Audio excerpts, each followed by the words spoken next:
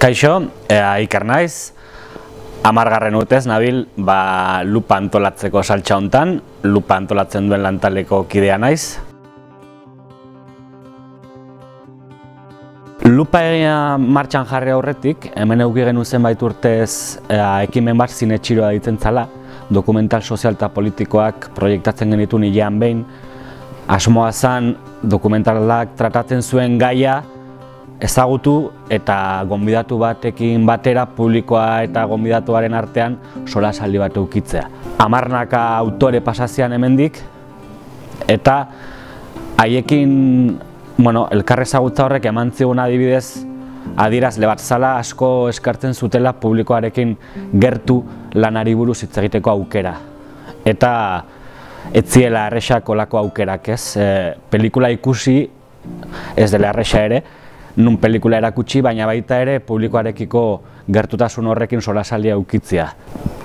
Ez zinemarekin bakarrik, ez dokumentalarekin bakarrik, guk hemen Mikel Azulon beti bokazio hori nola eta euki dugu topagune izatearena, kulturaren alorrean, eta ari horri tiraka planteatu genuen zergatik ez espazio bat irekitzea, fikzioa ez den zinemari, dokumentalari, tarte bat eskaintzeko, eta gehitzeko guretzako oso garrantzitsua den balio erantzi hori dela, publiko eta autorearen artean truke bat egotea, ez? Gogoa geneukan baita ere espazioa sortzeko autoreen artean elkar ezagutza hori eman zedin.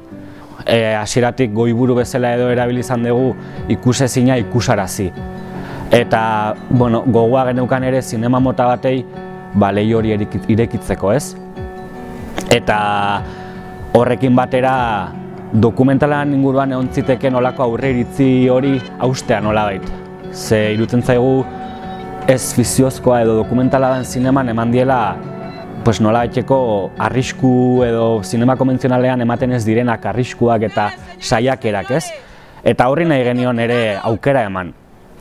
Ausartzen den zinema mota horri leioa ireki eta publikoari aukera eman ere dokumentala zer izan ziteken horren inguruan pixkat aurreiritzi batzuk hausteko, ezta? Oso bote prontuan sortu zen, hau da, lehenengo behar horiek detektatuta erabaki genuen probatu ingo genuela eta martxan jarriko ginela eta oso hilabete gutxitan erabaki genuen egin beharra zehola. Lehenengo urte hortan edo urte haietan beharrak edo galderak berdinak ziren, baina akaso igual nola zalantzagarriagoa zen seguraski eta frogak bezala egiten joan ginen txikiagoa zela esango nuke eta bai hasi ginela gertuko jendeakin edo pixkat abiatu ginen, ez? Harreman baliatu genituen lehenengo urte ura martxan jarri ahal izateko.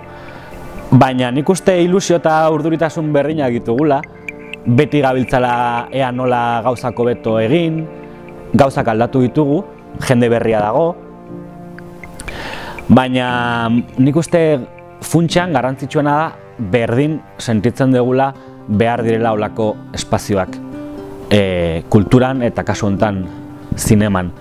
Eta behar horri edo nahi horrei begira jarraitzen dugu, ez?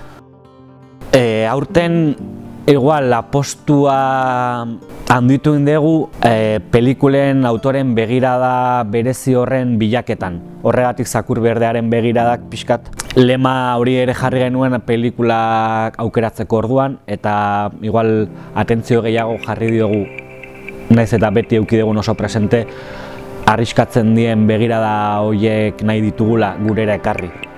Apostua izan da kalera ere eramatea lupa eta konektatzea inguruko artistekin, horregatik erakusketa bat jarri dugu, ez lekuak deitu duguna, eta hori ere apostu polita izan da herriko 13 saltokitan 13 artistek beraien obra jarri dute baita ere Zakur Berdearen begiradak lema horrekin.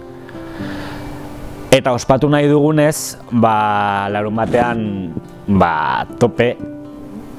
Eta gero guretzako oso garrantzitsua hasieran aipatu duan topagune hori lortze aldera autoreak honea gonbidatzen ditugu eta honea etortzea.